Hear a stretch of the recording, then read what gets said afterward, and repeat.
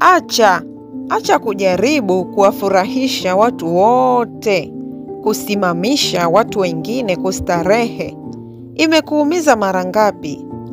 Kila wakati unajaribu kuhakikisha kila mtu yuko sawa, isipokuwa wewe mwenyewe unajisahau. Ukweli ni huu, hautawahi kuwafurahisha watu wote. Wapo watakaotaka zaidi na zaidi, haijalishi hata ukijitoa kwa kiasi gani kwa ajili yao. Sikiliza nikwambie, chagua kujiheshimu, chagua kuweka mipaka, chagua kujipenda. Kumbuka, kujipenda sio ubinafsi, ni heshima kwa nafsi yako. Acha kuishi kwa hofu ya kukataliwa. Anza kuishi kwa upendo na ukweli kwa nafsi yako. One step for you. Ida Social Care.